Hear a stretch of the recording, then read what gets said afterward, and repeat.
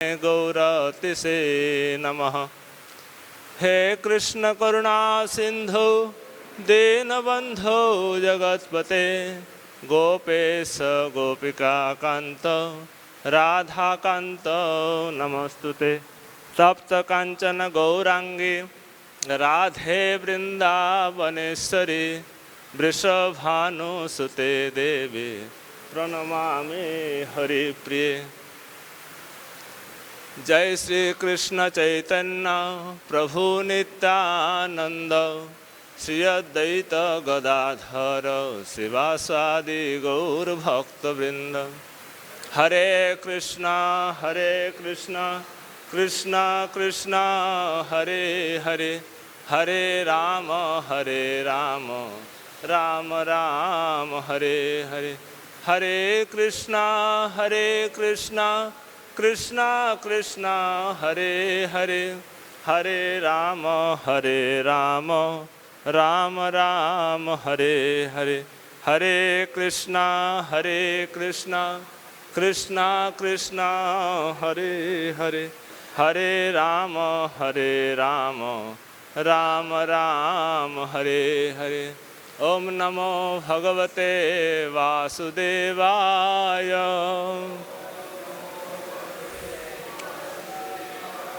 ओम नमो भगवते वासुदेवाय।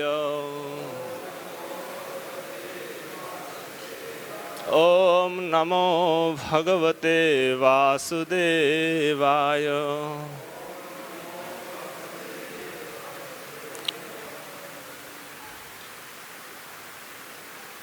आज हम लोग श्रीमद् भागवत गीता नवम अध्याय श्लोक क्रमांक 23 नंबर श्लोक पाठ करके श्रवण करेंगे।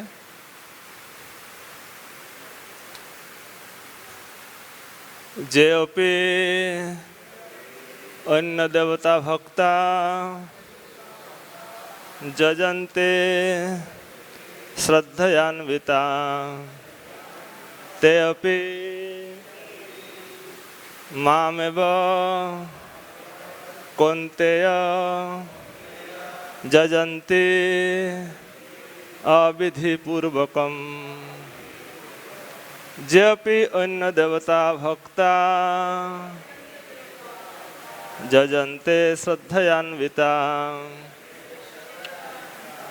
ते अपि कौन्तेय ते अपि मामेव कौन्तेय जजन्ति अविधिपूर्वकम्।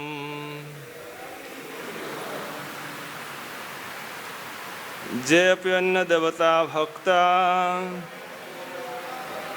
जजन्ते श्रद्धयान्वितः ते अपि मामेव कौन्तेय जजन्त्यविधिपूर्वकम्। जेऽपि अन्य देवता भक्त्या जजन्ते श्रद्धयान्वितः ते अपि मामेव कौन्तेय जजन्ति अविधिपूर्वकम्। बोलिए।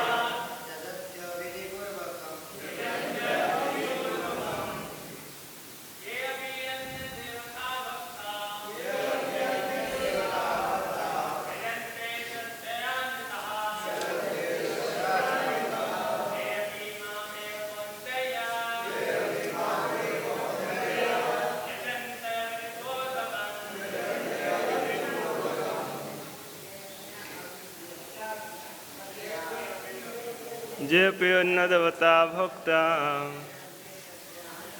जजन्ते श्रद्धयान्विताः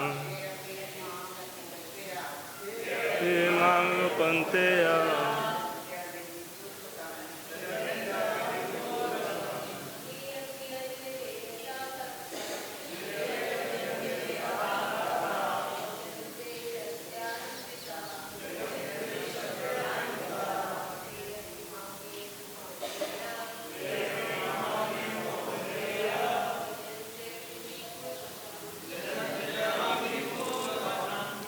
जे जो अपि भी अन्य दूसरे देवता देवताओं के भक्ता भक्तगण जजन्ते पूजते हैं श्रद्धयान्विता श्रद्धापूर्वक ते ए अपि भी माम मुझको एव केवल कुंतेय हे कुंती पुत्र जजंती पूजा करते हैं अविधिपूर्वकम त्रुटिपूर्ण ढंग से। हे कुंती पुत्र, जो लोग अन्य देवताओं के भक्त हैं और उनकी श्रद्धापूर्वक पूजा करते हैं, जो लोग अन्य देवताओं के भक्त हैं और उनकी श्रद्धापूर्वक पूजा करते हैं, वास्तव में ये भी मेरी ही पूजा करते हैं, किंतु यह त्रुटिपूर्ण ढंग से करते हैं। श्रील प्रभुपाद तात्पर्य में लिखते हैं, श्री कृष्ण का कथन है, जो लोग अन्य देवताओं की पूजा में लगे होते हैं ये अधिक बुद्धिमान नहीं होते। जो लोग देवताओं की पूजा करते हैं ये बुद्धिमान नहीं होते हैं, यद्यपि ऐसी पूजा अप्रत्यक्षत है, मेरी ही पूजा है। उदाहरणार्थ, जब कोई मनुष्य वृक्ष की जड़ में पानी न डालकर उसकी पत्तियों तथा टहनियों में डालता है तो ऐसा इसलिए करता है क्योंकि उसे पर्याप्त ज्ञान नहीं होता है या वो नियमों का ठीक से पालन नहीं करता। इसी प्रकार शरीर के विभिन्न अंगों की सेवा करने का अर्थ है आमाशय में भोजन की पूर्ति करना। अर्थ है आमाशय में भोजन की पूर्ति करना। इसी तरह विभिन्न देवता भगवान की सरकार के विभिन्न अधिकारों तथा निर्देशक है। देवता भगवान की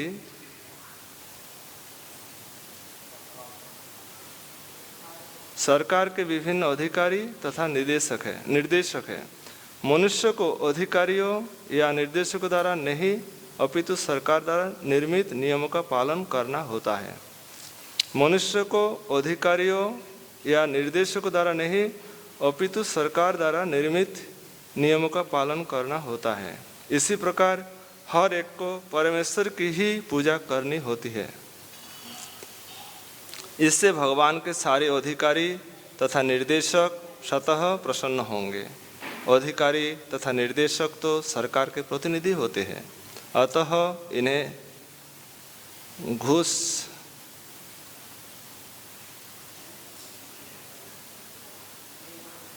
देना अवैध है।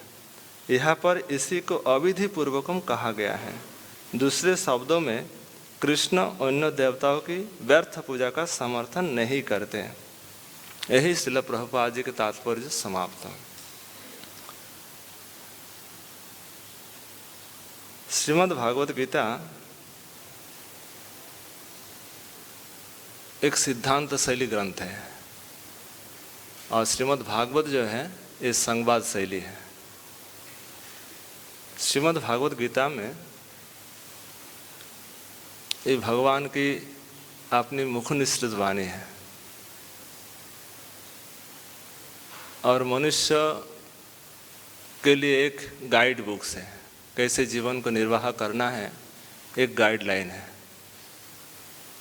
अगर इसी के अनुसार हम जीवन का निर्वाह करें तो मनुष्य जीवन सार्थक हो जाएगा। तो इसलिए भगवान की बहुत बड़ी देन है हम सब जीवों के प्रति। जीवेर कृपाई कोयल कृष्ण वेद पुराण, माया मुग्ध जीवेर नहीं कृष्ण स्मृति ज्ञान। सब हम माया से ग्रस्त हैं, किसी की भी ज्ञान नहीं है, किंतु भगवान बड़े कृपामय हैं, करुणामय हैं और साधारण हम सब के लिए उन्होंने एक विशेष उपहार प्रदान किए हैं। तो इसके जो पहले श्लोक है, पहले श्लोक में भगवान अपने भक्त के बारे में कहा है।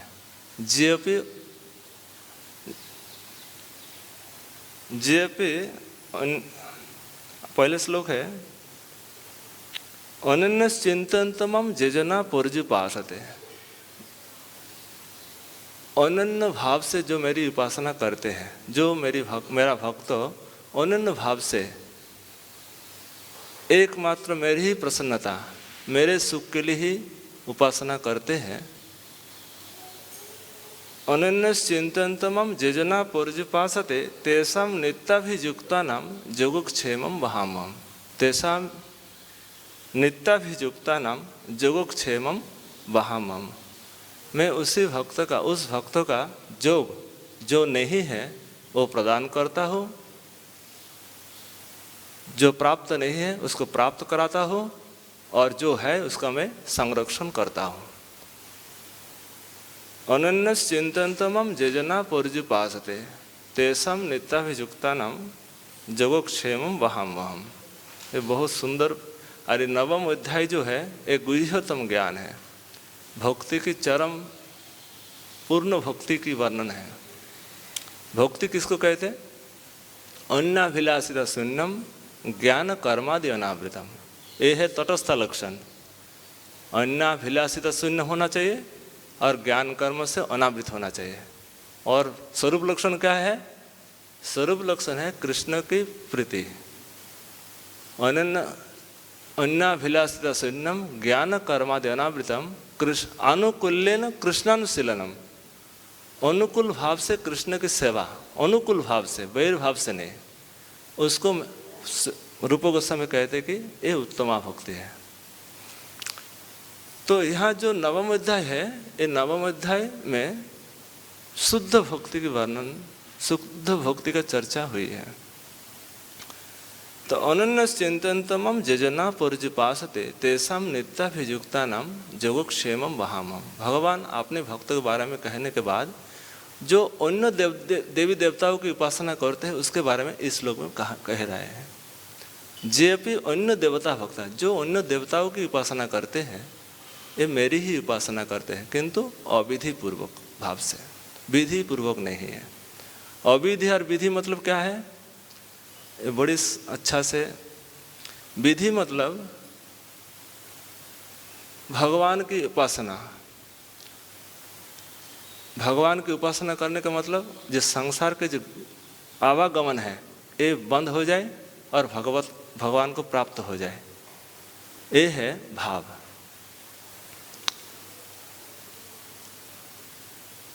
विधि मतलब विधि भाव से जो शास्त्र नियम दिया है, ओनली एकमात्र भगवत प्रसन्नता, भगवान की संतुष्टि के लिए जो उपासना की जाती है उसको विधि कहते हैं। विधि से आवागमन का बंद हो जाता है।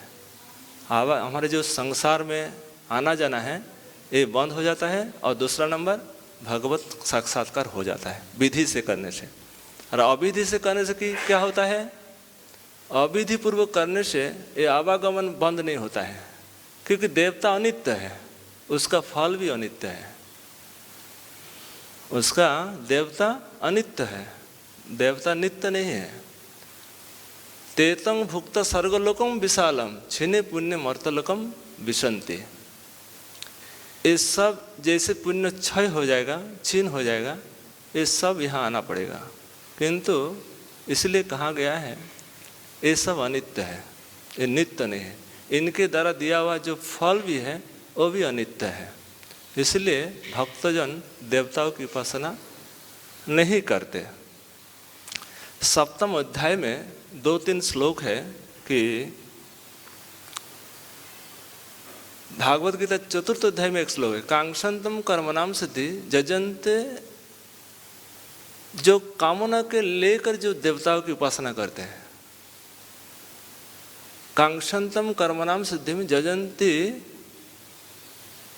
माने कामना लेकर वासना से जो उपासना होती है वो अनित्य होता है, वो स्थिर नहीं होता है। और 7वें अध्याय में भगवान कहते हैं, कामस्तस्ते हित ज्ञान प्रपद्यन्ते अन्य देवता, कामना के साथ जो उपासना करते हैं भगवान देवताओं की, तम तम नियम आस्थाय प्रकृति नियता सया, कामस्तस्ते हित ज्ञान, कामना से जिसकी चेतना हर माने नष्ट हो चुका है, कामना के द्वारा जिसका मन मलिन हो चुका है, वही देवता की उपासना करते हैं। कामस्ते हित ज्ञान प्रपद्यन्ते अन्य देवता, अन्य देवताओं की शरण में जाते हैं। तम तम नियम आस्थाय प्रकृति नियता सया, और उसके बाद कहते जो जो जंग जंग तनुंग भक्त श्रद्धा अर्चित मिच्छति तस्य तस्य चलम श्रद्धा तामेव विदधामि अहम, भगवान कहते हैं उसकी श्रद्धा जैसे है ऐसे में ही प्रदान करता हूँ। जो जो जंगजम तनुंग भक्त श्रद्धया अर्चितुम इच्छति तस्य तस्य चलम श्रद्धा तामेव विदधामि अहम, मैं उसको इसी प्रकार श्रद्धा प्रदान करता हूँ। तो आज के श्लोक में श्रील प्रभुपाद जी तात्पर्य में लिखते हैं कि जो देवी देवताओं की उपासना करते हैं ये साधारण इसकी बुद्धि की कमी है, इस प्रकृति समझदार नहीं है। अगर भगवान के अंग है, देखिए एक शब्द यहाँ टीकाकारों ने लिखे हैं कि भगवान इस देवी देवता है ये भगवान के अंग है, नारायण अंग जो लिखा है, नारायण के अंग है। अगर कोई नारायण भावना से ही देवता की उपासना करे तो विधि उपासना हो जाएगा। नारायण भाव से ये देवता जो है ये नारायण की अंग है, निष्काम भाव से अगर उपासना की जाए तो उसको विधि माना जाएगा। भले देवी देवता की उपासना कर रहे, अगर ये भावना है कि भगवान के अंग है, अंगों की उपासना और भगवान की उपासना भगवान की भावना से किया जाए तो इसको विधि कहा गया। इसको भरत महाराज जब भगवान वासुदेव के अर्चन कर रहे थे, सब यज्ञ संपन्न हो रहा था, तो उस समय जो उनके हवन करने वाले थे वो सब इंद्रादि देवताओं को भी हवन कर रहे थे। तो भरत महाराज देखे कि ये इस भावना से कर रहे हैं कि ये भगवान के अंग है, इस भावना से कर रहे हैं, इसलिए उसको रोका नहीं, इसलिए कहे उसको अनुमति प्रदान की कि नहीं ठीक है। ये टीकाकार ने लिखे, और टीकाकार ने ये भी भाव दिया कि पर्वत से नदियाँ निकलती हैं और अंत में जाकर समुद्र में मिलती है। सभी नदियाँ अंत में कहा जाती है समुद्र में।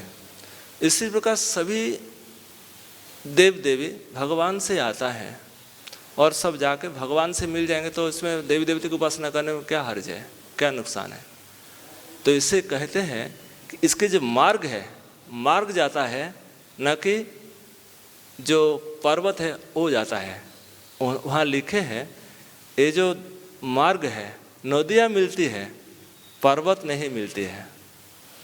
उसी प्रकार यहाँ जो समुद्र है भगवान है, नदियाँ जो ये साधना भक्ति है व मार्ग है, वो जो पर्वत है वो अधिकारी है, अधिकारी नहीं मिलते, मिलते कौन, मार्ग मिलते। इसलिए अर्चना करने से अर्चन की जो पद्धति है वो मिलती है, न कि अर्चक मिलते हैं। इसीलिए वहाँ लिखे टीकाकार श्री विश्वनाथ चक्रपाद लिखे हैं कि देवोपासना करने से कोई अगर देव उपासना करे उसको भगवत प्राप्ति नहीं होती है। अगर कोई मान ले कि मैं तो भगवान का अंग, अगर ये भावना से करे कि भगवान के अंग है, निष्काम भाव से सेवा करे, तो उसको विधि माना जाएगा। अविधि 3 प्रकार के, अविधि 3 प्रकार के। एक है कि भगवान को मानते हैं, भगवान में भी श्रद्धा है और देवी देवताओं में श्रद्धा है, दोनों में श्रद्धा है, किसी को नाराज नहीं करते। किंतु देवी देवताओं की जो उपासना करते हैं कुछ सार्थक के लिए, कुछ अपने सार्थक भावना है, इसीलिए वो अविधि माना गया। भगवान में श्रद्धा है और देवी देवताओं की उपासना कर रहे हैं। देवी देवता की उपासना कर रहे हैं इसलिए कि हमारी सार्थ पूरी हो जाए, इसलिए अविधि पूर्वक कहा गया। एक नंबर। दो नंबर है कि देवी देवताओं की उपासना कर रहे स्वतंत्र रूप से, भगवान में भक्ति नहीं है, बिल्कुल भक्ति नहीं है, देवी देवताओं को भगवान से स्वतंत्र मानकर पूजा कर रहे हैं, वो अविधि पूर्वक है, वो नामापराध है। समझे? भगवान विष्णु भक्तिहीन कोई भी व्यक्ति भगवान से स्वतंत्र मानकर कोई देवी देवताओं की उपासना कर रहे हैं, वो अविधि पूर्वक है। 2 नंबर। तीसरा नंबर है कि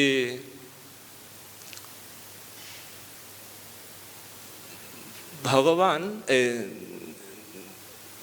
मन जो देवी देवता है इस पर श्रद्धा अधिक है, भगवान में श्रद्धा कम है, ये भी अविधि पूर्वक है। वहाँ एक अच्छा शब्द भाव दिया कि ये 3 प्रकार की अविधि पूर्वक है। एक में समान भाव है किंतु कुछ स्वार्थ के लिए अर्चन कर रहे, पूजा कर रहे, देवी देवताओं के शरण में जा रहे। एक कहानी से पता चलेगा आपको। एक बार गौरमंडल परिक्रमा में एक स्थान आता है, एक गोविंद कविराज और 2 भाई थे, गोविंद कविराज और रामचंद्र कविराज। तो गोविंद कविराज काली भक्त थे और रामचंद्र कविराज भगवान कृष्ण के भक्त थे। तो उसी आज भी स्थान है, ये सत्य घटना है। वो जो स्थान है, सुबह गोविंद कविराज उस तालाब में गए, देखे सुंदर सुंदर पद्म खिला हुआ है, लोटस है। तो उन्होंने क्या किया, सबसे पहले रामचंद्र कविराज गए। रामचंद्र कविराज कृष्ण भक्त थे। जब वो लोटस को देखे, पद्म को देखे, तो मानसिक रूप से भगवान को अर्पित कर दिया कि सुंदर पुष्प है, भगवान के चरण में एक एक पुष्प को लेकर भगवान को अर्पित कर दिया। फिर कुछ समय के पश्चात गोविंद कविराज गए। गोविंद कविराज क्या किए, वो कटीले थे बहुत, जो लोटस होते हैं उसमें डंडी में बहुत कांटा होते हैं, तो कांटा को तोड़ करके किसी प्रकार सबको उठाया। और वो काली भक्त थे और सारा फूल को काली को अर्पण करना चाह रहे थे। तो काली ने कहा, हाथ इसे पकड़ा हुआ है, आज भी इस फूल को मेरे चरण में नहीं देना, इस फूल जो है मेरे मस्तक पर देना, ऊपरी भाग में देना। तो वहाँ आज भी हाथ ऐसे पकड़े हुए हैं कि काली वहाँ साक्षात कहते हैं, इस फूल से हमारे प्रभु की सेवा हुई है, तो इस फूल से हमारी सेवा नहीं हो सकती है। तो ये प्रमाण है कि काली भी चाहते कि जो पुष्प भगवान की सेवा हो चुकी है, वो पुष्प मेरे सेवा में नहीं लग सकते हैं। एक कथा। तो यहाँ अनन्य चिंतन, ये तो अपने भक्त के बारे में, और जे भी अन्य देवता भक्त, जो अन्य देवताओं की उपासना करते हैं, वो अविधि पूर्वक है। अविधि 3 प्रकार के। उसके बाद आज देखिए, देवी देवताओं की उपासना जो है ये अनित्य है। कैसे? देवी देवताओं की उपासना करने से जितनी उपासना से आपको फल प्राप्त हो जाएगा, तत्क्षणात आपका फल प्राप्त हो जाएगा, किंतु फल अधिक दिन तक रहेगा नहीं, वो फल नष्ट होने वाला है। तो आज सबसे बड़ा दिन है जगन्नाथ जी के उत्सव में। आज भगवान जगन्नाथ देव अपने 7 दिन गुंडीचा में रहने के पश्चात आज फिर जगन्नाथ देव अपने स्थान जहाँ नीलाचल है वहाँ आज लौट कर जाएंगे। तो विशेष कुछ दिन जो है महाप्रभु के इस लीला में उन्होंने व्यतीत किए। चैतन्य महाप्रभु गुंडीचा मार्जन लीला, फिर नेक्स्ट डे रथ यात्रा पालन किए। रथ यात्रा के बाद महाप्रभु 7 दिन तक गुंडीचा मार्जन लीला के बाद 7 दिन जगन्नाथ जी की लीला को आस्वादन किए। एक गुंडीचा मार्जन, गुंडीचा इंद्रद्युम्न महारानी राज की पत्नी थी। गुंडीचा जो थी ये इंद्रद्युम्न महाराज उनकी पत्नी है। तो गुंडीचा इंद्रद्युम्न महाराज ने कहा था, भगवान से वरदान मांगे थे, हमारे कोई पुत्र संतान ना हो। उन्होंने एक वरदान मांगा था और कुछ वरदान मांगे थे। इसमें से एक वरदान था कि हमारे कोई पुत्र संतान ना हो। और उन्होंने तो उस समय गुंडीचा महारानी बहुत रो रही थी कि ये कैसे संभव है, गृहस्थ का संतान ना हो तो गृहस्थ ठीक सुख कर नहीं होते हैं, आनंददायक नहीं होते हैं। तो उन्होंने कहा कि प्रभु ऐसे नहीं हो सकते। उस समय जगन्नाथ देव स्वयं कहे कि नहीं, हम दोनों भाई और बहन सुभद्रा आपके घर जाएंगे, आपके घर में 7 दिन रुकेंगे। तो वो लीला जगन्नाथ जी जो वचन दिए थे गुंडीचा महारानी को, वो वचन को उन्होंने पूरा किया। 7 दिन रहे। 7 दिन के बीच में लक्ष्मी देवी भी गए थे कि लक्ष्मी देवी जगन्नाथ जी की पत्नी है कि प्रभु के बिना कैसे रहे। तो 5 दिन जो हेरा मतलब देखना, जगन्नाथ जी को देखने के लिए गए थे कि जगन्नाथ जी वहाँ क्या कर रहे हैं, उनकी क्या चल रही इस समय। तो वहाँ जब जाकर गए देखे तो वहाँ लक्ष्मी जी की जो क्रोधावस्था देखकर जगन्नाथ जी की जो पांडा जो है उसको अंदर जाने नहीं दिया। तो इशारे से कह के कुछ माला दिए लक्ष्मी देवी को और कहे कि मैं शीघ्र ही लौटूंगा। तो शीघ्र मतलब 7 दिन के बाद आज भगवान जगन्नाथ देव अपने स्थान को लौटेंगे। तो गौड़िया ये रथ यात्रा का करने का उद्देश्य ये है, इसमें दैन्यता है। आप जगन्नाथ जी रथ यात्रा को पूरा गहराई से देखेंगे, इसमें दैन्यता भरा हुआ है। आद्योपांत इसमें दैन्यता है। जगन्नाथ जी दैन्यता कैसे? जगन्नाथ जी के भावना यही है कि एक लीला महाप्रभु ने करके दिखाया। जो झाड़ू जो लीला है, राजा आकर पथ संमार्जन करेंगे, एक दैन्यता का कथा है। फिर जगन्नाथ महाप्रभु ने भिन्न भिन्न भक्तों से दैन्यता का ही, जो दैन्य जिसके अंदर दैन्यता है भगवान उसको ही दर्शन दिया। जैसे रघु आरक्षित, जिसका कोई रखने वाला, कोई देखने वाला, जिसका कोई स्थान नहीं है, कहाँ रहेंगे, कहाँ खाएंगे, क्या पिएंगे, कोई बिल्कुल रास्ता में घूमते रहते थे। तो उन्होंने सोचा कि मुझे जगन्नाथ जी से मिलना है, कुछ दर्शन करना है। तो रघु तो जाएंगे तो कुछ उपहार तो लेकर जाना है। तो साधारण फूल से और केले का धागा होते, जानते, केले के धागा से फूल माला बनाया और फूल माला ले जाकर पांडा को दिया। पांडा ने कहा कि ये तो फूल बहुत घटिया है, ये माला जो है ये बहुत कमज़ोर है, इसको तो भगवान को नहीं चढ़ा जा सकते। तो उन्होंने इसे फेंक दिया, इसको भगवान की सेवा में नहीं लगा सकते, तो फेंक दिया। तो जगन्नाथ जी रात भर जितना माला श्रृंगार कर रहे, एक भी माला धारण नहीं कर रहे, एक भी माला भगवान धारण नहीं, सारा माला सब मैंने अपने आप गिर रहा है। तो जैसे ही कुछ अघटन होते हैं ना, तुरंत राजा के पास संवाद चला जाता है। राजा एक मंत्र पाठ करते हैं, स्वप्न मंत्र, उसको बोलते हैं स्वप्न मंत्र। स्वप्न मंत्र का पाठ करते हैं। जैसे ही पाठ करते साक्षात जगन्नाथ देव राजा से बात करते हैं कि हमारे भक्त रघु नाम से एक माला लेकर आया था, उस माला को आपके पुजारी पंडा ने नहीं पहनाया, उसको ऐसे फेंक दिया, इसलिए मुझे और कोई माला धारण करने की इच्छा नहीं है। कोई माला धारण नहीं, जब तक उस माला का धारण नहीं किया जाएगा तब तक मैं माला धारण नहीं करूँगा। तो माला कब गिर गया, कहाँ रख दिया, कोई ठिकाना नहीं। फिर ढूंढो कहाँ है, खोजते उस माला को मिला। फिर माला को धारण कराए, फिर सब माला को ठाकुर जी ने ग्रहण किया। तो फिर राजा ने कहा, जगन्नाथ जी स्वप्नादेश किया कि ये रघु और रक्षित, इनका कोई घर नहीं है, इनका कोई रहने की व्यवस्था नहीं है, खाने की व्यवस्था नहीं है, इसकी सारी व्यवस्था करो और इनकी सेवा आज से एक केले के धागे से ही बनेगा। ये जो ने दिखाया, आज भी वहाँ कॉटन के धागा से नहीं बनता है। आज भी कभी भी जाए जगन्नाथ मंदिर में, केले के जो धागा होते हैं उसी से बनेगा। जगन्नाथ जी धारण करेगा, केले के धागे से ही पहनेंगे। तो ये जगन्नाथ जी की बड़ी कृपा। देखिए अरक्षित, जिसका कोई ना तो ड्रेस ठीक है, ना रहने की ठीक, ना खाने की ठीक, ना शरीर का सौंदर्य, कुछ भी नहीं है।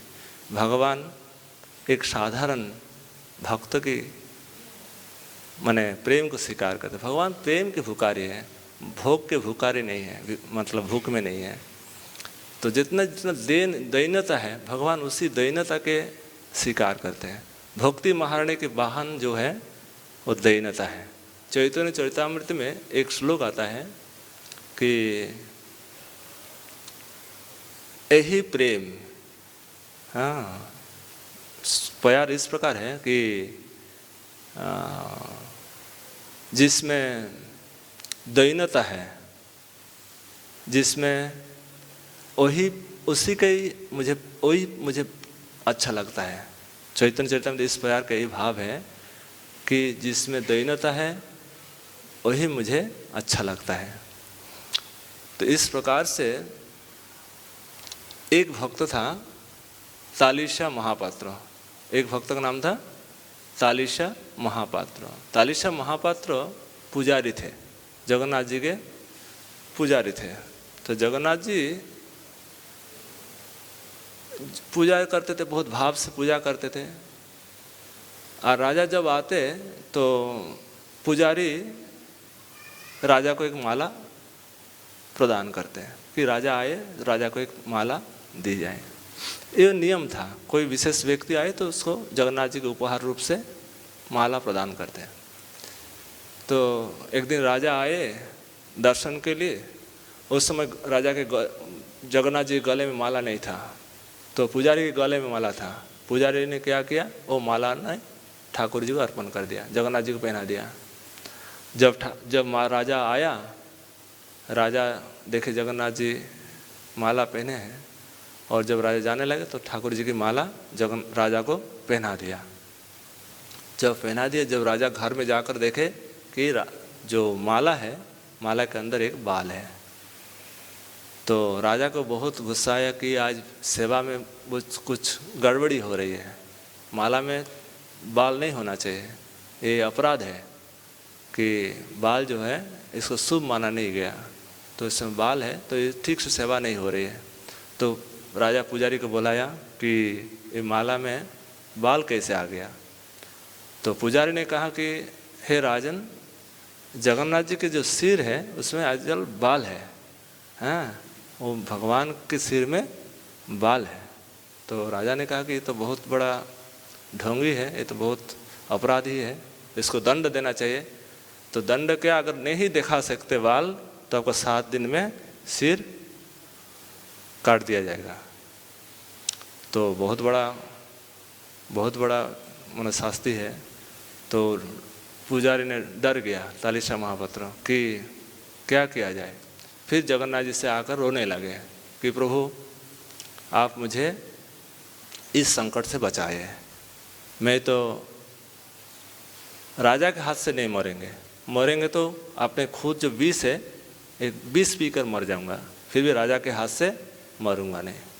तो उन्होंने रात भर शुद्ध जगन्नाथ जी से, क्योंकि पुजारी जो होते हैं ये राजा मतलब भगवान के बड़े प्यारे होते हैं, क्योंकि नित्य सेवा जो है, ये सेवा करते करते एक आपस में एक प्रेम, जैसे कभी सेवा छूट जाती है, मैंने बहुत ये छटपटा नहीं लगता कि भाई सेवा छूट गया, बहुत मन में दुख होता है। तो जो पुजारी होते हैं एक विशेष संबंध होता है। तो भगवान से कहते हैं कि प्रभु ऐसी ऐसी बात है, मैंने वचन दे दिया किंतु क्या करें। तो उन्होंने कहा कि भगवान ने वचन दिया कि सारा संसार मेरी ही सृष्टि है, अगर संसार में सबकी बाल है माँ सिर पर, तो मेरे अंदर के कैसे नहीं हो सकते। तो आप एक काम करिए, राजा को आने दो। हाँ, भगवान सुंदर बाल है, सुंदर श्रृंगार है। तब जब राजा आए, राजा ने देखा कि भगवान जगन्नाथ देव के सिर में बाल लगा हुआ है, तो राजा ने सोचा कि इन्होंने शायद अपना प्राण बचाने के लिए ये सब बाल चिपका दिया होगा। उन्होंने सोचा ये तो और बड़े अपराधी हैं, इनको तो और भी दंड देना चाहिए। तो उन्होंने क्या किया, उन्होंने कहा कि जब राजा ने खुद अपने एक बाल को खींचने से उससे खून आ गया।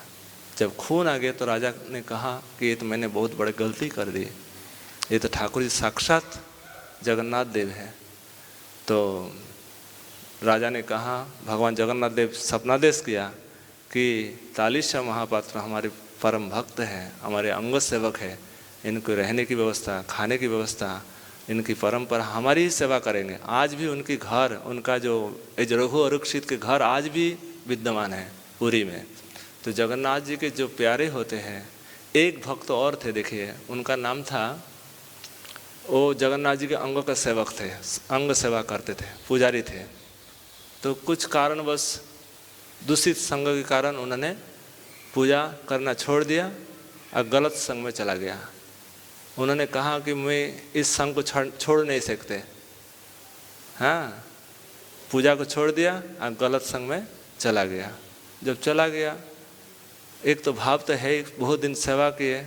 जब जगन्नाथ रथ यात्रा आया, उन्होंने सोचा आज का दिन तो भगवान जगन्नाथ देव बाहर आएंगे, एक बार तो आलिंगन कर ले, जीवन तो कब नष्ट हो जाएगा।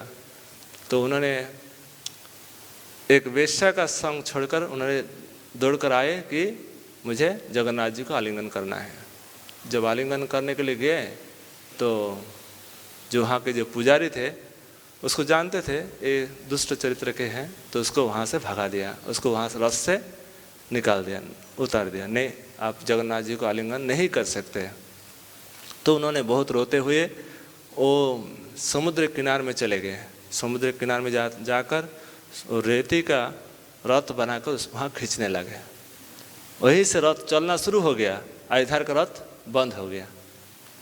और रेती का रथ चलना शुरू हो गया और इधर का जो रथ है, जो मूल रथ है जहाँ से ठाकुर जी बैठे हैं, उस रथ चलना बंद हो गया। तब फिर राजा का सपनादेश हुआ कि ये स्थिति है कि रथ चल नहीं रहे। फिर जगन्नाथ जी कहे कि ये जो सेवक है आपने त्याग किया, अपने पूजा, अपने जो पांडा लोग हैं ये लोग ने त्याग किया, मैंने त्याग नहीं किया, वो हमारी सेवक है।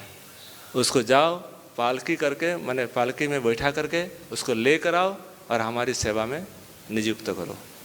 तो इस प्रकार से जगन्नाथ जी, मैंने एक अर्थ ये नहीं है कि जो दुष्ट चरित्र उसको लाया जाए, किंतु भगवान कृपामय, कृपा के सिंधु है, उसके कोई विचार नहीं है कि कौन असत है कौन सत है, सब अपने संतान के संतान रूप से मानते। तो कहने का उद्देश्य ये है कि जगन्नाथ जी बड़े कृपालु हैं। तो भगवान जगन्नाथ देव आज महाप्रभु इस रथ का बहुत आस्वादन किए। महाप्रभु जब जगन्नाथ जी को दर्शन करते थे, घंटों भर दर्शन करते थे, खड़े होकर जगन्नाथ जी, महाप्रभु के कंधे पर एक बुढ़िया चढ़ गई और एक टोक दर्शन करने लगे और महाप्रभु कंधे पर, और सभी लोग कहे कि बुढ़िया उतर जाइए, तो आप किस पर चढ़ रहे हैं? तो महाप्रभु रोका, नहीं, इसकी जो उत्कंठा है भगवान के दर्शन के लिए ये बहुत महत्वपूर्ण है। ऐसी उत्कंठा हमारे नहीं है। चैतन्य महाप्रभु खुद कहे, ये जो दर्शन करने की जो उत्कंठा है, जो छटपटाहट है, जो व्याकुलता है, ये व्याकुलता सबसे बड़ी चीज़ है। भगवान के दर्शन की जो लालसा है, ये लालसा ही हरिनाम करने का एकमात्र उद्देश्य है कि लालसा जीवन में आ जाए। अगर लालसा जीवन में नहीं आया, मतलब अभी भी कमी है हमारे अंदर। अरे कमी है कि अभी भी पूर्ण विश्वास नहीं है भगवान के प्रति। भगवान के प्रति विश्वास ना होने के कारण ये व्याकुलता के ना आने का कारण है। तो भगवान के नामों में विश्वास, और जब विश्वास आ जाएगा तब नाम में रस आने लगेगा। आज नाम में रस ना आने के कारण यही है कि हमारे नाम में पूर्ण विश्वास नहीं है। यही अविधि पूर्वक है। अविधि पूर्वक क्या है कि हम जानते हैं, सब कुछ शास्त्र में पढ़ा है, बहुत दिन से सत्संग में यही सार निकला है कि अहम ही सर्वजिज्ञानम, मैं सभी यज्ञों का भोक्ता हूँ। भोक्तारम यज्ञ तपसम सर्वलोक महेश्वरम, मैं जान चुका हूँ, फिर भी इस पर विश्वास नहीं कर पाया। विश्वास के अभाव के कारण आज हमारे नाम में हमारे इतने सुंदर संग, संत भक्तों के संग प्राप्त हो रहा है, इस पर विश्वास नहीं है। इस पर हमारा विश्वास ना होने के कारण इसमें रस प्राप्त नहीं हो रहा है। श्रीमद् भागवत में एक विशेष बात लिखी है कि ऐसे अनुरूप श्लोक, ये जो जजन्ति अविधि पूर्वकम, इसी के अनुरूप श्लोक कि जो देवताओं के भगवान सर्व यज्ञ का सार है, सभी यज्ञों का भोक्ता है, सभी प्रकार के यज्ञों का भोक्ता है, महेश्वर है, और सब देवी देवता उनके अंग है। तो अगर कोई अंगों की सेवा करे, निष्काम भाव से उनकी सेवा करे और निष्काम भाव से उनकी सेवा करे, तो उनका देवोपासना, भगवत उपासना की फल प्राप्त हो जाएगा। कहने का उद्देश्य है देवोपासना और भगवत उपासना में अंतर क्या है। भगवत उपासना, भगवान स्वतंत्र है, भगवान स्वतंत्र है। भगवान की उपासना करने से किसी की उपासना करने की आवश्यकता नहीं है। जैसे भागवत में आया है, यथा तरोर मूल निषेचनेन, मूल में पानी देने से और किसी जगह पानी देने की आवश्यकता नहीं है। उदर में भोजन देने से और विशेष अंगों में भोजन कराने की जरूरत नहीं है। इसी प्रकार भगवान की उपासना करने से और किसी उपासना करने की जरूरत नहीं है। अगर कोई इसी भाव से करे कि भगवान के ही अंग है, निष्काम भाव से करे, तो भगवत उपासना के फल प्राप्त हो जाएगा उनको। वो देवोपासना वो विधि सम्मत है कि भगवान, इसी प्रकार जो भक्तों की उपासना है, हम जो भक्तों की उपासना, श्रील प्रभुपाद जी की जो पूजा करते, ये भगवान के भक्तों के रूप से करते कि भगवान के भक्त है।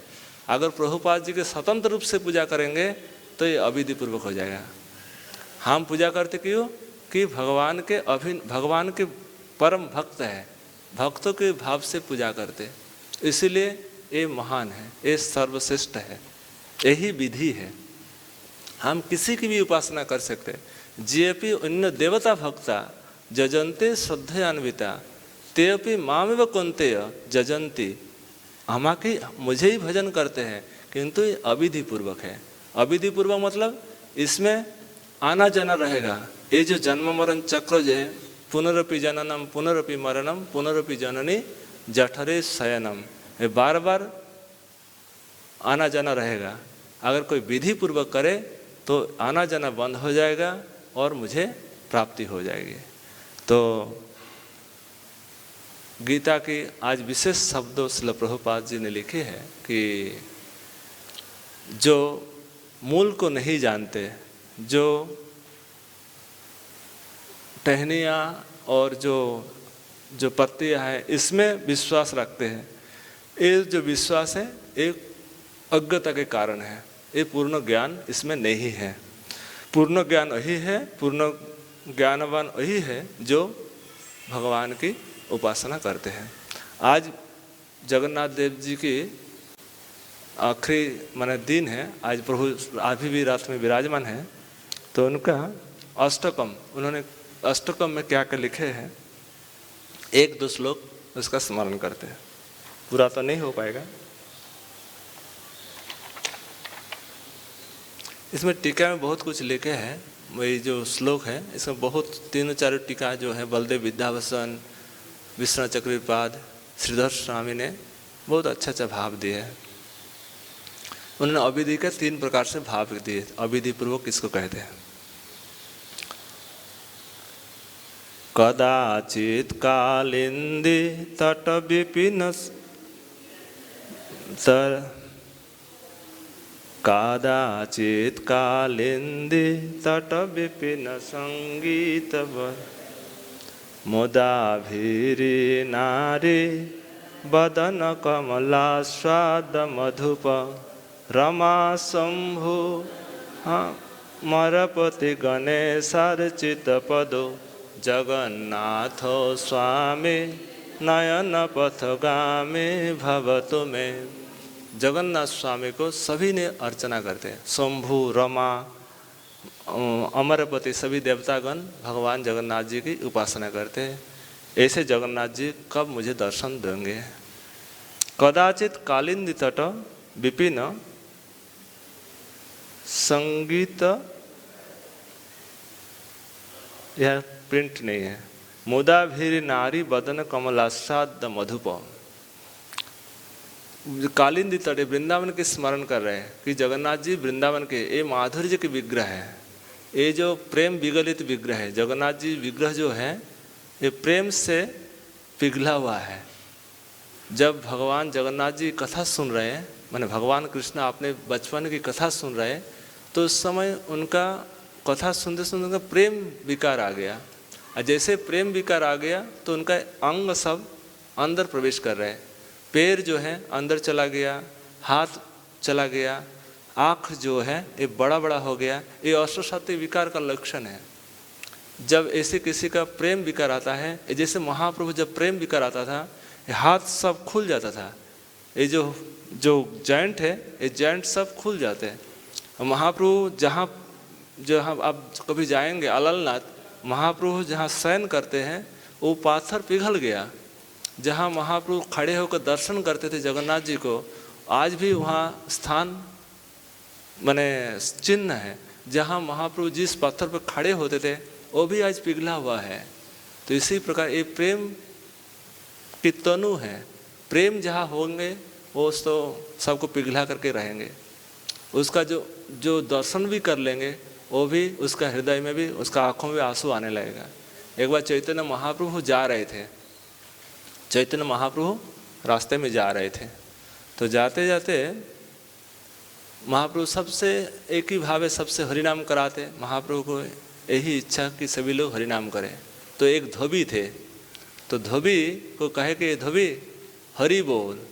तो धोबी सोचे कि तो हरिनाम करने से क्या फ़ायदा, तो नहीं कहना चाहते। तो बार बार जब कहने लगे महाप्रभु, तो उन्होंने कहा दिया कि हरि बोल। जब हरि बोल कह दिया, महाप्रभु वहाँ से भाग गया। और भागते ही उनका हरि बोल बोलना बंद नहीं हुआ। जैसे हरि बोल हरि बोल हरि बोल उनका मुंह में निरंतर होने लगे, तो उनका काम धाम सब बंद हो गया। जो काम कर रहे थे, अपना कपड़ा धो रहे थे, वो सब बंद हो गया। और जीभा पे निरंतर हरि बोल हरि बोल हरि बोल नाम होने लगे। तो उसके बाद महाप्रभु जब उनको कोई माने स्पर्श के, वो भी हरि बोल बोलना शुरू कर दिया।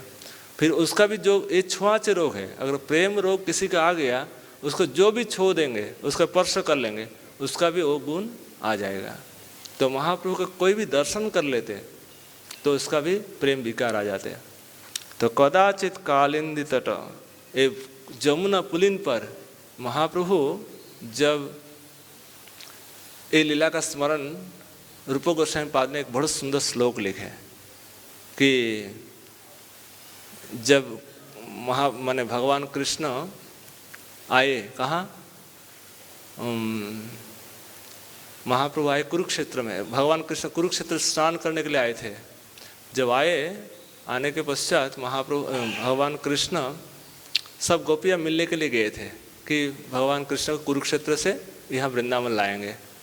तो भगवान कृष्ण वहाँ राजवेश था, महाप्रभु भगवान श्री कृष्ण का वहाँ राजवेश था। तो बिल्कुल माने मयूर में कोई पुच्छ, माथा में कोई जो मयूर पिच्छ नहीं है और पूरा राज वेश है। तो राधा ने कहे कि ये वेश मुझे अच्छा नहीं लगता है। अगर आपको रास करना है, यहाँ रास की स्थली नहीं है, अगर आपको रास करना है तो आपको वृंदावन चलना पड़ेगा। वही स्थान, वही जमुना पुलिन, वही स्थान बड़ा मधुर है। वहाँ जो दिव्य लता पता है, जमुना के जो किनारा है, जमुना के जो तट है, वही स्थान सर्वोपरि है। अगर रास लीला करनी है तो वृंदावन सर्वोपरि। तो इसलिए भगवान को वहाँ से सारा सब कुछ उतार करके रथ को खींच कर लाए थे वृंदावन। हाँ, वृंदावन लाने का यही उद्देश्य है कि प्रभु वृंदावन आए, और वृंदावन आने से यहाँ सब जो लीला यही संभव है। वो कुरुक्षेत्र जो है वो स्थान ठीक नहीं है। तो यही रथ यात्रा का उद्देश्य है। कदाचित कालिंदी तट, इसलिए कदाचित, कदाचित मतलब कभी एक समय, कदाचित स्मरण कर रहे आचार्य ने, कदाचित कभी एक समय, कालिंदी तटे विपिन संगीत तरबो, संगीत तरबो मुदाभीर नारी बदन कमला सद मधुप रमा शंभु ब्रह्मा मरपति गणेशार्चित पदो जगन्नाथ। अच्छा, जगन्नाथ से क्या प्रार्थना करेंगे, जगन्नाथ से क्या मांगेंगे?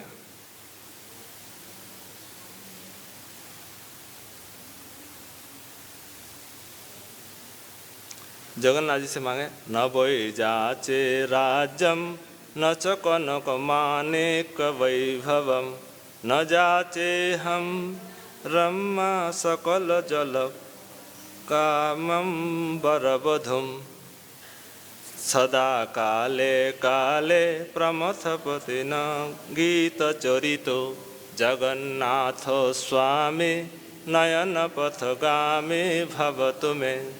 हे प्रभु, आपसे कोई प्रार्थना नहीं, आपसे कोई कुछ मांगते नहीं। जैसे महाप्रभु मांगे थे क्या, न धनम न जनम न सुंदरीम न कवितं व जगदीश कामये मम जन्मनि जन्मनीश्वरे भवताद भक्ति रहो। तो हे प्रभु, आपके श्री चरण में भक्ति हो, यही प्रार्थना हम सबका।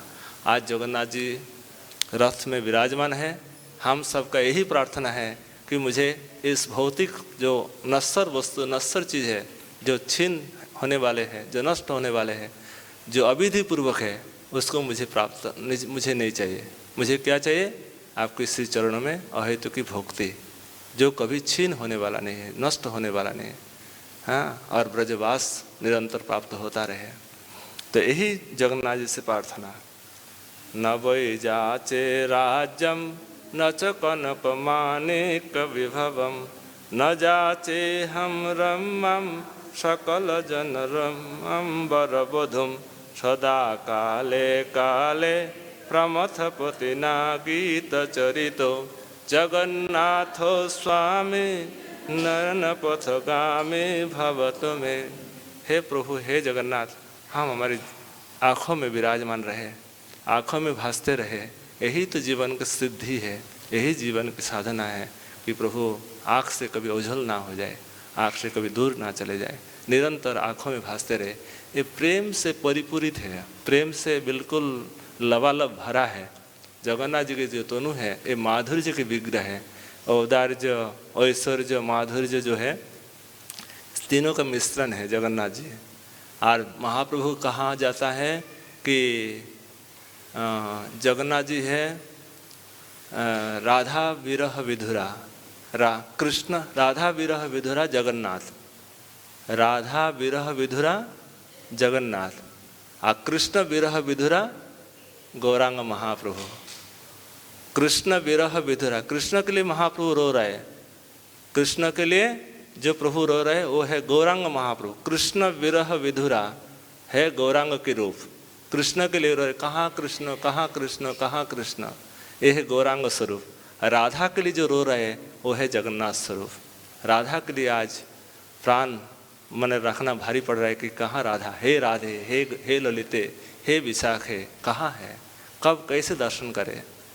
इतनी पाटरानी से सेवा हो रही है, उस सेवा में कोई उनकी अच्छा नहीं लग रहा है, जगन्नाथ जी को, कृष्ण को अच्छा नहीं लग रहा है, मुझे राधा जी से मिलान करा दो।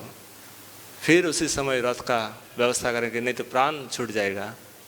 प्राण को बचाने के लिए रथ की व्यवस्था की गई कि भाई प्राण कम से कम बचा रहे, प्राण प्रिया से मिलाने के लिए रथ की व्यवस्था कि सब आके राधा जी से मिले जगन्नाथ जी। तो ये 7 दिन इस वृंदावन की निवास है, 7 दिन वृंदावन में रहे और वृंदावन के बाद ठाकुर जी फिर जा रहे। किंतु उल्टा रथ गौड़िया नहीं मनाते कि राधा जी को दुखी देखना नहीं चाहते कि नहीं, ठाकुर जी नित्य विराजमान है ब्रज में, ब्रज से बाहर नहीं जाते। तो यही जगन्नाथ जी की आज विशेष सुमन, विशेष पुष्प अर्पण करते कि आपके श्री चरण में निरंतर भक्ति बनी रहे। जय जगन्नाथ स्वामी की। नीलाचल निवासाय नित्याय परमात्मने बलभद्र सुभद्राभ्याम जगन्नाथाय ते नमः। जय जगन्नाथ स्वामी की। जय बलदेव प्रभु की। जय सुभद्रा महारानी की। निताय गौर प्रेमानंदे। हरि हरि बोल।